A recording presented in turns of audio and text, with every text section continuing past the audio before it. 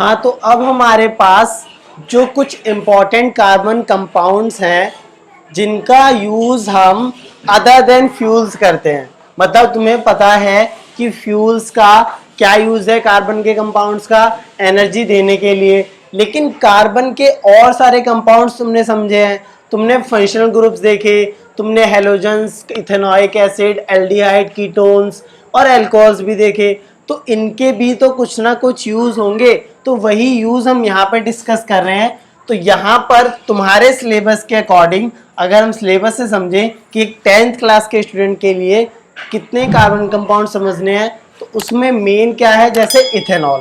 तो अब तक तुमने जितना पढ़ा है, अगर मैंने आपसे बोला कि हमें पढ़ना है इथेनॉल, तो तुम्हें इसका स्ट्रक्चर बनाना आना चाहिए। क्यों? देखो, इसलिए मैंने यहाँ स्ट्रक्चर नहीं बनाया। देखो, इथेनॉल है तो इथ माने 2 कार्बन आइटम्स होंगे, ठीक। यहाँ पे आगे एन है मतलब एल्केन होगा और OL लगा है, यानी कि ये कौन सा ग्रुप है, एल्कोहल। मतलब OH तो आने ही वाला है, तो यहाँ पे OH लगा दे तुमने और बाकी सब में हाइड्रोजन लगा दो, ठीक। तो ये इसका स्ट्रक्चर है। देखो, कार्बन कितने हैं, C2 और H कितने, देखो 3H और 2, तो C2H5OH। अब ये जो C2H5OH है, बच्चे यहाँ पे कंफ्यूज हो जाते हैं, क्योंकि इस फॉर्मूले को देखो, अगर मैं इस कार्बन के लिए बात करूं तो CH3 और इसके देखो C और H2 और OH। देखो, 2 फॉर्मूले नहीं है, ये एक्चुअल में सेम फॉर्मूले हैं, बस लिखने का तरीका अलग है ना। लिखने का तरीका कैसे है कि अगर तुम्हारे पास ये मैंने लिख दिया कि जितने कार्बन आइटम है C2 और H5OH, और वहीं यहाँ पर अब मैंने अलग अलग कार्बन आइटम्स के लिए लिखा। मैंने कैसे लिखा, देखो दोबारा से देखो, कार्बन एटम और उसके साथ 3 हाइड्रोजन लगे हैं तो CH3, ठीक। फिर अगला कार्बन एटम, उसके साथ 2 हाइड्रोजन लगे हैं तो C और H2, और फिर एक OH भी लगा है तो OH। तो CH3 CH2 OH, और यहाँ पर मैं इनको कलेक्टिवली बोलूँ, देखो C2 और 3H और 2H यानी कि 5H और OH, C2H5OH या फिर CH3 CH2OH। इथेनॉल के दोनों फॉर्मूले सेम है ना। तुम्हें अपने आप देख के लग रहा होगा, स्ट्रक्चर बनाना समझना बस कि नाम क्या है, इथेनॉल, और फिर तुम अल्कोहलिक ग्रुप है और 2 कार्बन एटम्स होंगे, ठीक। तो अगर हम इसके कॉमन नेम की बात करें तो इथाइल अल्कोहल। अब कॉमन नेम क्या होता है, जो IUPAC ने नाम रखा वो हमारा इथेनॉल था, जो कि सारी कंट्रीज या वर्ल्ड वाइड सेम नाम से जानेंगे। लेकिन कॉमन नेम की अगर हम बात करें, जैसे हमारे यहाँ इंडिया के अंदर या जो भी पर्सन है या कोई लड़का है, उसका स्कूल्स में अलग नाम होगा, उसके रिज्यूम में अलग नाम होगा, या फिर वो कहीं बाहर जाता है तो अलग नाम होगा, लेकिन घर पे उसे कॉमन नेम या पेट नेम से बुलाते हैं। जैसे उसका नाम गोलू हो सकता है, लेकिन बाहर जाके कुछ अच्छा नाम होगा, है ना, या छोटू हो सकता है, या किसी को कॉमन नेम से हम बुलाते हैं, ठीक। तो कॉमन नेम क्या होता है, जो घर के आसपास के पड़ोसी बुलाते हैं, लेकिन जो एक्चुअल में उनका नाम है वो दूसरा होता है। तो ऐसे समझ लो, ये इथेनॉल लड़का है, ये बाहर के लोग इसे बुलाते हैं, और कॉमन नेम मतलब घर के लोग इसे इथाइल अल्कोहल बुलाते हैं, ठीक। अब प्रिपरेशन कैसे होती है, तो प्रिपरेशन होती है फर्मेंटेशन ऑफ मोलेसेस। अब फर्मेंटेशन तुम्हें समझ में आ गया होगा कि मतलब किसी चीज को हम सड़ा दे, या बहुत ही कंडीशन ऐसी रखें कि वो उसमें ईस्ट वगैरह या बैक्टीरिया मतलब फर्मेंट करे, किसी तरीके से सड़े हो, है ना। मोलेसिस क्या होता है, अब मोलेसिस तुम्हारे लिए नया वर्ड है। अब मोलेसिस की अगर हम बात करें, ये कहाँ से मिलते हैं, obtained from sugar cane juice. तो मोलेसिस हमें शुगर कैन जूस से मिलते हैं, जिसका हम फर्मेंटेशन करें तो हमें क्या मिलेगा, अल्टीमेटली अल्कोहल, जो कि क्या है, इथेनॉल, ठीक। अब अगर इसकी हमने फॉर्मूला, स्ट्रक्चर और कॉमन नेम की बात करी, तो जो थर्ड पॉइंट आता है कि इसका जो फिजिकल प्रॉपर्टीज है वो क्या है। तो फिजिकल प्रॉपर्टीज में याद करो मैंने क्या बोला था, हम इसकी स्टेट की बात करेंगे, इसके मेल्टिंग पॉइंट, बॉइलिंग पॉइंट की बात करेंगे। तो ये क्या होता है, लिक्विड होता है रूम टेम्परेचर पे। रूम टेम्परेचर क्या है, 25 डिग्री सेल्सियस। कि अगर 25 डिग्री सेल्सियस में मैं किसी कंपाउंड की स्टेट देखूं, तो तो वो क्या है, इस इथेनॉल की लिक्विड है, लिक्विड में एग्जिस्ट करता है। मेल्टिंग पॉइंट 156 केल्विन है और बॉइलिंग पॉइंट 351 केल्विन है। और एक और बात, it is soluble in water. ठीक, तो अभी तुम्हें समझ में आ जाएगा इसके यूज से। ठीक, तो ये वाटर में सॉल्युबल होता है। ये फिजिकल प्रॉपर्टीज थी 3-4। अब केमिकल प्रॉपर्टीज की बात करते हैं। अगर मैं अल्कोहल्स की रिएक्शन सोडियम के साथ कराऊं तो मुझे मिलता है CH3CH2O Na+। अब देखो एक और बात समझो। अब कई बार बच्चे कंफ्यूज होते हैं कि देखो यहाँ पे तो मैंने ये वाला फॉर्मूला लिखा है, अब इसको मैं इस फॉर्म में लिखना चाहूँ तो देखो कैसे लिखूंगा, ध्यान से देखना। C2H5OH सेम फॉर्मूला है, Na से जब रिएक्शन होगी तो मिलेगा मुझे C2H5O Na+ H2। ठीक, देखो फॉर्मूला दोनों सेम है और मिल भी मुझे सेम ही रहा है, बस मैंने इन्हें कलेक्टिवली यहाँ लिख दिया है। तो फॉर्मूला अलग नहीं है, ये चीज तुम्हें ध्यान में रखनी है कि क्या इसका स्ट्रक्चर होने वाला है ना, मतलब स्ट्रक्चर सेम ही है। तो इसे मैं हटा देता हूँ, तुम्हें समझाने के लिए लिखा था कि ऐसे भी मैं रिएक्शन को रिप्रेजेंट कर सकता हूँ। तो अब इस रिएक्शन में खास क्या है कि यहाँ पे हाइड्रोजन गैस इवॉल्व हो रही है। और अगर तुम्हें केमिकल रिएक्शन एंड इक्वेशन का चैप्टर याद है, उसके लेक्चर देखे हैं, तो ये जो हाइड्रोजन गैस इवॉल्व होती है ये पॉप साउंड से क्या बर्न करती है कि अगर हाइड्रोजन गैस इवॉल्व हो रही है और मैं कैंडल उसके पास लाऊं जहां से इवॉल्व हो रही है तो वो पॉप साउंड से बर्न करती है। ठीक, मतलब पॉप साउंड प्रोड्यूस होता है। जैसे मेटल और एसिड मेटल और एसिड रिएक्ट करते थे तो हाइड्रोजन गैस इवॉल्व होती थी। तो हम पता लग सकते हैं कि ये रिएक्शन हुई या नहीं हुई। सेकेंड पॉइंट की डिहाइड्रेशन है ना, तो डिहाइड्रेशन पहले समझो।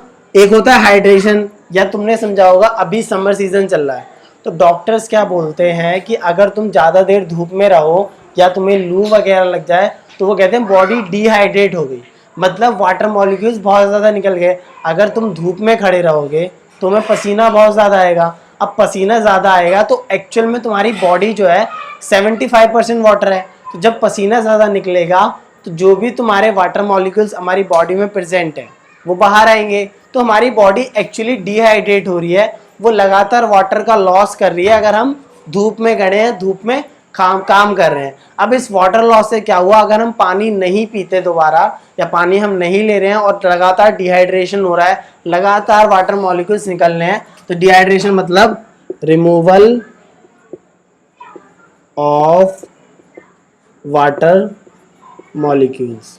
ठीक, अगर मैं यहाँ पे अगर बोल रहा हूँ और मुझे अगर स्वेटिंग हो रही है, पसीना आ रहा है, तो लगातार वाटर मॉलिक्यूल्स मेरी बॉडी से निकल रहे हैं। ठीक, तो डिहाइड्रेशन मतलब रिमूवल ऑफ वाटर मॉलिक्यूल्स। तो अगर कोई पर्सन लगातार धूप में काम कर रहा है उसकी बॉडी डिहाइड्रेशन में जा रही है, वाटर मॉलिक्यूल्स लॉस हो रहे हैं स्वेटिंग से, पसीने की वजह से, और अगर वो वाटर नहीं लेता है तो बॉडी डिहाइड्रेट हो जाएगी। तो इसीलिए उसको ORS देते हैं, ओरल रिहाइड्रेशन सॉल्यूशन, तो वो बॉडी को रिहाइड्रेट कर देता है। ये सब बात थी थोड़ी गर्मियों के सीजन की। ठीक, तो ऐसा ही कुछ डिहाइड्रेशन वर्ड है। तो यहाँ पर मेरे पास इथेनॉल है, तो इथेनॉल अगर H2O का लॉस कराना है या वाटर निकलेगा तो उसको हम लॉस कराते हैं कि अगर हम हॉट कंडीशन ले, कंसंट्रेटेड H2SO4 170 डिग्री सेल्सियस पे, तो ये जो होगा मेरा अल्कोहल H2O लॉस करेगा, मतलब H2O निकलेगा। तो ये अगर निकल जाता है तो हमें मिलता है इथीन। देखो इथीन मिल रहा है, इथेनॉल से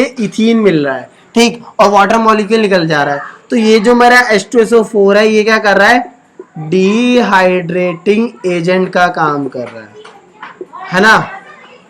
जैसे तुम्हारे पास था ऑक्सीडाइजिंग एजेंट, ऑक्सीडेशन कराना है, ऑक्सीडाइजिंग एजेंट याद करो मैंने लिखा था KMnO4 या K2Cr2O7 हम यूज करते हैं, है ना। जो रिएक्शन थी ऑक्सीडेशन वाली तुम्हें रिलेट कर पा रहे होगे। तो जो K2Cr2O7 और KMnO4 है वो एक्चुअल में ऑक्सीडाइजिंग एजेंट है।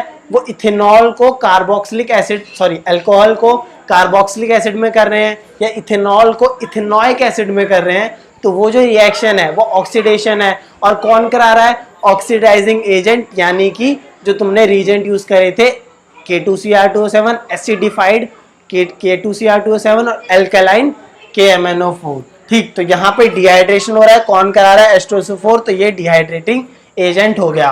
तो ये रिएक्शन भी तुम्हें ध्यान में रखनी है। ठीक, तो डिहाइड्रेशन में वाटर मॉलिक्यूल निकाल देना तो इसमें से पानी निकल जाएगा, बचेगा इथीन। अब जो ये इतनी बात करी फिजिकल प्रॉपर्टीज, केमिकल प्रॉपर्टीज या जो भी सारी रिएक्शन देखी, अब इसका यूज क्या है? इसका यूज अगर तुम्हें समझना है तो ये ध्यान रखो कि ये सबसे पहली बात कि बहुत ज़्यादा एक्टिव इंग्रेडिएंट है, बहुत सारे लोग इससे फेमिलियर हैं। यही एक अकेला कंपाउंड है इथेनॉल, जिसकी वजह से लोग अल्कोहल को जानते हैं कि अल्कोहल कुछ होता है इंग्लिश में वर्ड, या हिंदी में बोले तो शराब क्या होती है ना। अब ये ज़्यादातर यूज़ करते हैं या ज़्यादातर अल्कोहलिक ड्रिंक है, लोग पीते हैं इसे, है ना। वो भी हम समझेंगे कि क्यों पीते हैं या कैसे एडिक्टिव होता है, कि वो लगातार लोग क्यों पीना से पसंद करते हैं। ठीक, तो अभी सिर्फ इतना समझो कि ये एक्टिव इंग्रेडिएंट होता है अल्कोहलिक ड्रिंक्स का। जो भी हमारे पास अल्कोहलिक ड्रिंक्स हैं या जितनी भी चीज़ें तुमने सुनी होंगी गानों में, 4 बोतल वोडका, तो वो जो वोडका वर्ड है वो भी एक अल्कोहलिक ड्रिंक है, उसके अंदर इथेनॉल प्रेजेंट होगा। या जो भी विस्की, रम या जो भी चीज़ें तुमने सुनी होंगी उन सब में एक्टिव इंग्रेडिएंट है, मतलब एक तरह से बेसिक चीज़ है जो ज़्यादातर यूज़ होता है ना। जैसे हमारे पास जो फ्लोर है, या हम मैदे की बात करें तो जो भी आजकल हमारे पास जंक फूड है उनमें मेन कंपोनेंट मैदा होता है। For example samosa, then chow mein या मोमोज या पिज़्ज़ाज में उनमें जो हमारा डफ बनता है या बेस बनता है वो भी मैदे से बनता है। उसी तरीके से जो भी अल्कोहलिक ड्रिंक हमारे पास है उनमें जो एक्टिव इंग्रेडिएंट है वो इथेनॉल है। ठीक, सेकेंड चीज़, ये मेडिसिन में भी यूज होता है, लाइक टिंक्चर ऑफ आयोडीन तुमने 9th क्लास में पढ़ा होगा, और कफ सिरप्स, मतलब अगर मुझे खांसी वगैरह होती है तो कफ सिरप्स में भी खांसी को ठीक करने के लिए ये इथेनॉल यूज होता है। और थर्ड पॉइंट भी इंपॉर्टेंट है कि आजकल क्योंकि हमें पता है कि पेट्रोल हमारा non conventional conventional sources of energy है और वो नॉन रिन्यूएबल है। ठीक, तो हम अल्कोहल का यूज एज एन एडिटिव कर रहे हैं, मतलब पेट्रोल में अल्कोहल ऐड करके यूज कर रहे हैं ताकि पेट्रोल का कंजप्शन कम हो। और अल्कोहल मेरा क्लीनर फ्यूल है, जब हम उसे बर्न करते हैं अल्कोहल को तो हमें CO2 और H2O प्रोड्यूस होता है, कोई रेजिड्यू नहीं मिलता। तो ये एक तरह से क्लीनर फ्यूल है, मतलब बहुत क्लीन फ्यूल है। ऑन द अदर हैंड अगर हम कोल की बात करें या दूसरे की बात करें तो उसमें पॉल्यूशन होता है। ठीक, तो अल्कोहल एक क्लीनर फ्यूल है, मेडिसिन में यूज होता है, cough syrup, tincture of iodine, और सबसे मेन बात कि एक्टिव इंग्रेडिएंट है हमारे अल्कोहलिक ड्रिंक्स का। ठीक, तो ये सारी बातें थी इथेनॉल की। अब हम बात करते हैं इस पॉइंट के ऊपर कि ये एक्टिव इंग्रेडिएंट अल्कोहलिक ड्रिंक्स का क्यों है, कैसे अल्कोहल काम करती है हमारे नर्वस सिस्टम पे या हमारी बॉडी पे कैसे इफेक्ट होता है। या तुमने बहुत सारी कॉमेडी वीडियोस देखी भी होंगी कि कैसे वो अपना सेंसेस खो जाते हैं या फिर नाले में गिर जाते हैं, या बहुत सारी चीज़ें देखी होंगी। ठीक, तो अब हम समझते हैं कि कैसे अल्कोहल एक्ट करता है हमारी बॉडी पे। आगे देखते हैं। हाँ, तो अभी मैंने आपसे इथेनॉल डिस्कस करा, तो इथेनॉल में मैंने बोला कि ये जो अल्कोहलिक ड्रिंक्स है उसका एक्टिव इंग्रेडिएंट है। ठीक, तो सबसे पहले बात समझो कि इथेनॉल का हमारी बॉडी पे या ह्यूमन बींग्स पर कैसे इफेक्ट पड़ता है। ठीक, तो हमारे पास पहली बात समझो कि अगर किसी ने इथेनॉल कंज्यूम करी है, ठीक, तो हम पहली बात करते हैं कि उस पर्सन ने इथेनॉल कंज्यूम कर ली। ठीक, तो वो पर्सन ऐसे था, ठीक, अब उसने इथेनॉल कंज्यूम कर ली, ये रही बॉटल, है ना। तो अब क्या होगा कि उसकी जो मेटाबॉलिक प्रोसेस है वो स्लो हो जाएगी। मेटाबॉलिक प्रोसेस क्या होती है कि जैसे मैं मूवमेंट कर रहा हूँ, अभी तुम्हें पढ़ा रहा हूँ, तो मेरी मेटाबॉलिक प्रोसेस चल रही है, साथ में मेरा डाइजेशन चल रहा है अगर मैंने डिनर किया हुआ है, और साथ में मेरा रेस्पिरेशन चल रहा है जो कि मुझे नहीं पता अभी, है ना, कि हम लगातार ऑक्सीजन, कार्बन डाइऑक्साइड निकाल रहे हैं। हमें तब तक पता नहीं होता जब तक हम इसके बारे में सोचते हैं। हम लगातार ऑक्सीजन को कार्बन डाइऑक्साइड में कन्वर्ट कर रहे हैं, लेकिन जब जैसे ही हम सोचते हैं तब हमारा ध्यान जाता है कि हम रेस्पिरेशन भी कर रहे हैं, है ना। तो ये बात है कि मेटाबॉलिक प्रोसेस हमारी चल रही है लगातार। ठीक, और ये क्या करता है, डिप्रेस करता है नर्वस सिस्टम को, है ना। मतलब कैसे कि जो हमारा सेंट्रल नर्वस सिस्टम है उसको ये डिप्रेस कर देगा, मतलब उसको कम कर देगा या बहुत कम देगा। सेंट्रल नर्वस सिस्टम क्या, इसमें हमारे पास कंपोनेंट क्या होता है, कंट्रोल और कोऑर्डिनेशन में पढ़ोगे तुम सेंट्रल नर्वस सिस्टम क्या चीज़ होती है, बायो का चैप्टर है, वो चैप्टर जब हम पढ़ेंगे या डिस्कस करेंगे तो अच्छे से और बातें समझ में आएंगी। अभी ऐसा समझो कि जो हमारा ब्रेन है उससे सारी नर्व्स कनेक्टेड है हमारे सभी बॉडी पार्ट्स की। अगर मैं अपने हैंड को अगर मूव करने को जो कमांड दे रहा हूँ या एक तरह से ऑर्डर दे रहा हूँ कि लिखो कुछ, या मैं अपनी वॉइस को या टंग को बोल रहा हूँ मूव करने को ताकि मैं कुछ बोलूँ, वॉइस निकालूँ, तो वो सारे कमांड मेरे ब्रेन से आ रहे हैं। ठीक, तो सेंट्रल नर्वस सिस्टम में नर्व्स हैं और वो पूरी बॉडीज में ट्रांसफर्ड है या फैली हुई है। ठीक, तो ये सेंट्रल नर्वस सिस्टम को डिप्रेस कर देता है, जिसकी वजह से लैक ऑफ कोऑर्डिनेशन होगा। कोऑर्डिनेशन, लैक ऑफ कोऑर्डिनेशन का मतलब कि अगर मैं इस मार्कर को लिफ्ट करता हूं और कैच कर लेता हूं तो मेरा जो हैंड आई कोऑर्डिनेशन है वो बहुत अच्छा है। कैसे कि अगर मैंने इसे फेंका तो मेरा जो हैंड है अपने आप ऐसी पोजीशन में आएगा कि ये इसके नीचे आ जाए और मैं इसे कैच कर लूं। ठीक, तो कोऑर्डिनेशन का मतलब यही होता है कि अगर मैंने ऑर्डर दिया तो मेरा हैंड उस पोजीशन में तुरंत आ जाए। ठीक, तो कोऑर्डिनेशन खत्म हो जाता है। और ड्राउजीनेस मतलब एक तरह से चक्कर आ रहे हैं, मेंटल कंफ्यूजन होती है, थोड़ा सा पागल भी होता है अगर किसी ने अल्कोहल पी रखी है, शराब पी रखी है। ठीक, और क्या होता है कि सेंस ऑफ जजमेंट कम हो जाता है, मस्कुलर कोऑर्डिनेशन भी खराब हो जाता है कि वो सही से जज नहीं कर पाते क्या चीज़ सही है क्या चीज़ गलत, ऐसे ही घूम रहे हैं रोड पे या घर पे, या और मस्कुलर कोऑर्डिनेशन भी खराब है कि जैसे मैं हैंड मूवमेंट कर रहा हूँ तो मस्कुलर भी सही से मूव नहीं होता और वो सीरियसली खराब होते हैं, है ना। तो अब ये काम कैसे करता है अल्कोहल की, ये lack of coordination central system पे काम करता है। उसको एक तरह से जो इंडिविजुअल है उसको लगता है कि वो रिलैक्स्ड फील हुआ है ना, क्योंकि जब उन्होंने अल्कोहल्स ली, मान लो मुझे टेंशन है, मुझे बहुत ज़्यादा प्रॉब्लम हो रही है, अब अगर उस पर्सन ने अल्कोहल ली तो उसके सेंट्रल नर्वस सिस्टम डिप्रेस हो गया, कोऑर्डिनेशन जो है, अब ये सारी क्या है खराब चीजें जो उसकी बॉडी पे इफेक्ट करेगी। लेकिन उसको क्या अच्छा लग रहा है कि उसका जो सेंट्रल नर्वस सिस्टम है वो डिप्रेस हो गया, उसका स्ट्रेस कम हो गया, है ना। तो उसको ये बात सही लगी कि मेरे को अब टेंशन नहीं है, जो भी मेरे को प्रॉब्लम थी, टेंशन थी दुनिया की जो भी, तो वो अब सबसे दूर है, अब वो अपनी मस्ती में घूम रहा है। लेकिन उसकी जो कोऑर्डिनेशन है या ड्राउजीनेस, मस्कुलर कोऑर्डिनेशन, ये सब सीरियसली खराब हुआ है। उस टाइम पे वो सही से कोई काम नहीं कर सकता, है ना। तो तभी तुमने देखा होगा कि ज़्यादातर लोग या ज़्यादातर ये जो वगैरह, जैसे अगर मैं वर्कर्स की बात करूँ, मजदूर वगैरह की, वो रात के टाइम पे पीते हैं और सो जाते हैं। क्यों? क्योंकि वो दिन भर जब काम करते हैं तो उनकी बॉडी के जो मसल्स हैं बहुत ज़्यादा मूवमेंट करते हैं, है ना। जब बहुत ज़्यादा मूवमेंट होगा तो जो बॉडी है उनमें पेन भी होगा, है ना। अब पेन जो चीज़ अगर हमें फील करनी है कि दर्द कब होगा, तो कंट्रोल और कोऑर्डिनेशन में तुम पढ़ोगे कि हमारे हाथों में एक सेंसरी नर्व्स होती है, जो नर्व्स है अगर मैंने यहाँ पे मेरा अगर ये जल गया या बर्न हो गया किसी तरीके से, जो फिंगर टिप्स है, तो वहाँ पर ये पूरा जो नर्वस सिस्टम है वो मेरे सेंट्रल नर्वस सिस्टम में मेरे ब्रेन पे सिग्नल पहुँचाएगा कि मेरे को दर्द हो रहा है नर्व्स पे, मेरे को दर्द पता चला है। ठीक, लेकिन अब उनकी बॉडी में पूरा दिन काम करके दर्द हुआ, अब वो रात के टाइम अगर उन्होंने कभी अल्कोहल ले लिया तो उनका जो सेंट्रल नर्वस सिस्टम है वो डिप्रेस हो गया, तो उन्हें बहुत ही अच्छा लगता है कि उनका जो सेंट्रल नर्वस सिस्टम डिप्रेस हो गया, अब वो आराम से सो सकते हैं।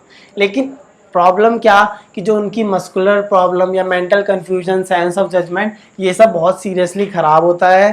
तो इसलिए हेल्थ के लिए ये ठीक नहीं होती। भले ही ये रिलैक्स फील कराती है, स्ट्रेस कम करती है, उसको बहुत अच्छा लगता है, अच्छी नींद आती है, लेकिन इसका हेल्थ पर बहुत ही ख़राब इफेक्ट होता है। जैसे हमारे पास जंक फूड है, तो जंक फूड हमें खाने में बहुत मज़ा आता है, मैगी, पास्ता, मोमोज, चाउमीन्स, लेकिन इसका हेल्थ पर, डाइजेस्टिव सिस्टम पर भी बहुत ही ख़राब इफेक्ट होता है।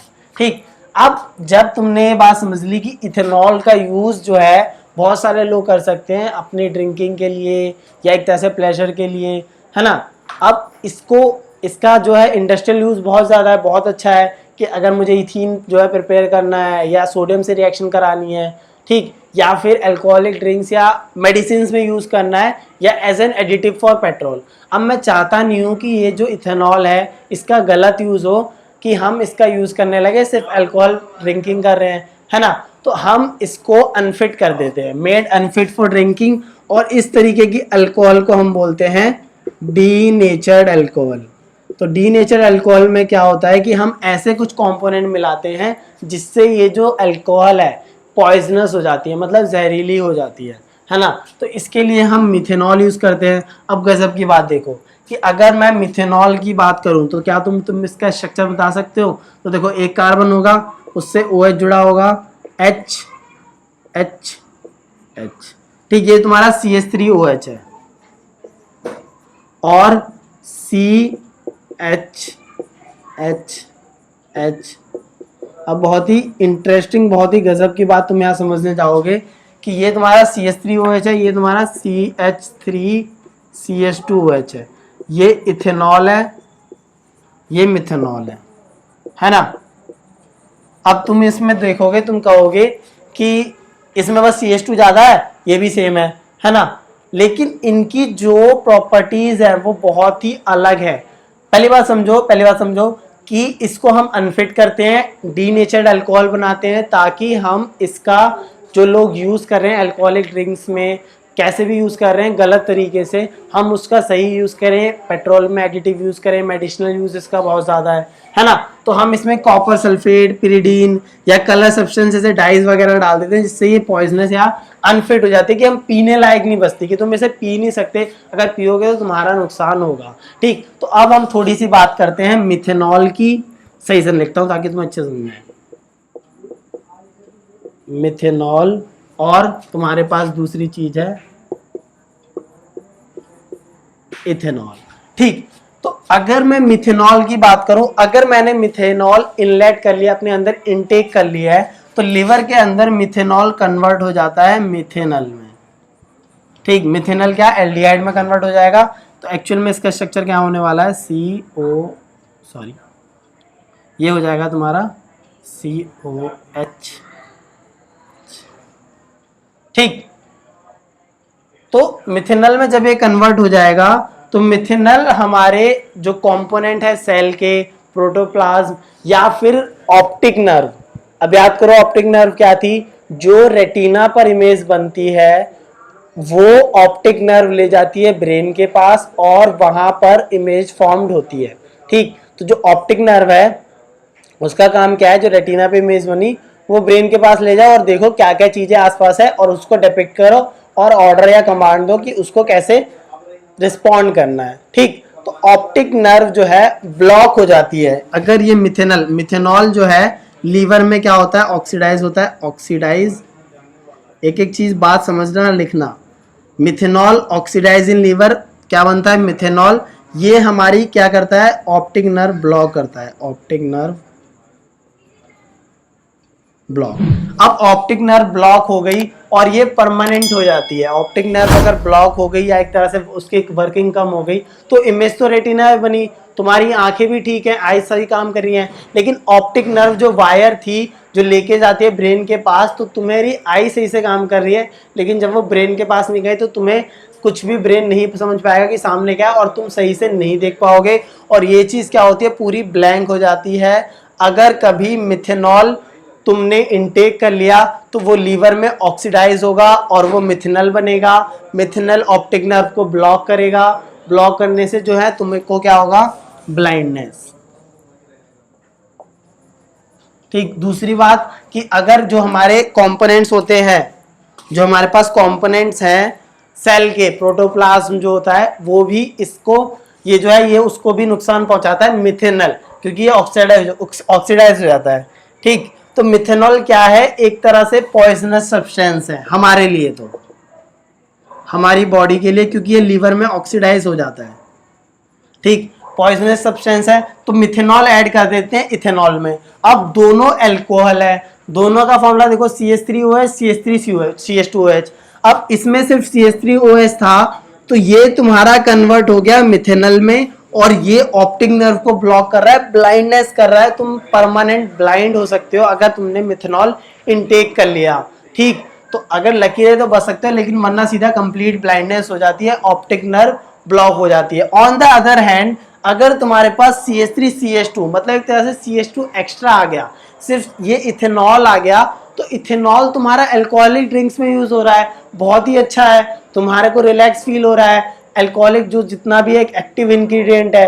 ठीक, तो एक जो अल्कोहल है तुम्हारा जस्ट इससे पहले का CH3OH वाला, वो तुम्हारे लिए पॉइजन सब्सटेंस है, ये सारी चीजें समझी तुमने, ऑप्टिक नर्व ब्राइटनेस हो सकती है या सेल कंपोनेंट को हार्म हो सकता है। लेकिन तुम्हारे पास इथेनॉल क्या है, एक तरह से अल्कोहलिक ड्रिंक है, प्लेजरेबल सब्सटेंस है, तुम्हें अच्छा लगता है उसे ड्रिंक करके, ठीक। यानी कि ये एक CH2 आने से कितना इफेक्ट हो गया, कितनी चीजें चेंज हो गई। तो तुम इससे यही बात समझ सकते हो कि जो कार्बन कंपाउंड्स हैं वो अपने में ही एक तरह से क्या है, मिस्ट्री है कि कौन कैसे काम करेगा। हम खुद ऑब्जर्व करके जो चीजें हैं वो पता लगा सकते हैं कि मिथेनॉल तो मिथेनॉल में ऑक्सीडाइज हो जाता है, लेकिन इथेनॉल नहीं होता। और इथेनॉल हमारा सेंट्रल नर्वस सिस्टम को डिप्रेस करता है और उसको रिलैक्स फील होता है, लेकिन उसके भी कुछ डिसएडवांटेजेस है, जैसे मेंटल कंफ्यूजन, ड्राउजीनेस, ये जो हमने चीज़ें लिखी हैं, sense of judgement, muscular coordination. लेकिन मिथेनॉल का तो बहुत ही खराब इफेक्ट है या इमीडिएट इफेक्ट कि ऑप्टिकल नर्व ब्लॉक हो जाएगी तुम्हारी।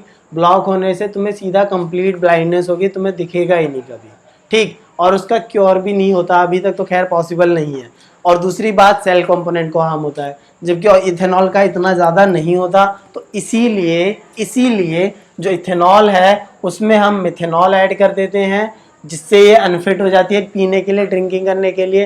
तो अगर इसमें मिथेनॉल मिला है, तुम्हें पता है कि मिथेनॉल पीने से तुम्हें ब्लाइंडनेस होगी, तो ऑब्वियसली वो पर्सन नहीं पीना चाहेगा कि मैं अंधा हो जाऊं हमेशा के लिए, पूरी ज़िंदगी भर, ठीक। तो इसीलिए अब इथेनॉल बच जाता है और उसका हम दूसरी जगह यूज़ कर लेते हैं। एक और बात आती है, एक और क्वेश्चन, कि जो हमारे पास इथेनॉल है, अगर हम ड्रिंक करते हैं अल्कोहलिक ड्रिंक्स, तो वाटर में मिला के पीते हैं, ठीक। तो हमें पता है कि ये क्या होती है, सॉल्युबल इन वाटर। ये मैंने प्रॉपर्टी बताई थी, तो मैंने बताया था इसको डिस्कस करेंगे। तो ये सॉल्युबल होती है वाटर में, तो आसानी से मिल जाती है, तो वाटर में हम पीते हैं, या फिर सोडा में भी सॉल्युबल होती है, कई लोग सोडा वाटर में भी मिला के पीते हैं, ठीक। तो अब तुम मत पीने लग जाना, मेरे को इतना ही समझाना था कि कैसे हमारी बॉडी पे एक्ट करती है, सेंट्रल नर्वस सिस्टम पे कैसे काम करती है। हो सकता है ये रिलैक्स करे हमारी बॉडी को, लेकिन इसका बहुत ही खराब इफेक्ट होता है लॉन्ग टर्म यूज़ में, जो ये सारी sense of judgement, muscular coordination बहुत सीरियसली इम्पेयर्ड होता है। और अगर वो अनफिट है, डीनेचर अल्कोहल है, या ऐसे ही तुमने लोकल कहीं पे खरीदी है, जो कहते हैं देसी दारू या वगैरह बनाते हैं, तो उसमें मिथेनॉल के कुछ कंपोनेंट आ सकते हैं। और अगर एक बार आ गए, तुम न्यूज़ पढ़ना, कभी ना कभी तुमने देखा होगा कि यहाँ पर जो देसी बना रहे थे या देसी दारू जो भी बना रहे थे, उससे ब्लाइंडनेस हुई या मौतें हुई, ये सारी चीज़ें चलती रहती हैं, ठीक। तो ये सारी बातें थी तुम्हारी इथेनॉल की, कि ethanol, alcohol component, carbon compounds कैसे हमारे ह्यूमन बींग्स पे एक्ट करते हैं, और क्या क्या, देखो सिर्फ एक CH2 से कितना डिफरेंस आ गया, ठीक। तो ये सारी चीज़ें ध्यान में रखना, क्योंकि ये बहुत ही कम जो है हम समझ पाते हैं, ठीक। तो इस लेक्चर में इतना ही था, जो भी हमारे पास कार्बन कंपाउंड्स हैं, है ना। एक और हमारा मेन कार्बन कंपाउंड्स हैं इथेनॉइक एसिड, उसको डिस्कस करेंगे नेक्स्ट लेक्चर में, है ना। सोप डिटर्जेंट रहता है, वो देखते हैं कि नेक्स्ट लेक्चर में या उससे एक और लेक्चर जरूरत होगा, ठीक। तो इस लेक्चर में इतना ही। वीडियो पसंद आई हो तो लाइक शेयर कर देना और चैनल को सब्सक्राइब कर देना, और फ्रेंड के साथ भी शेयर करो, ठीक। Thank you.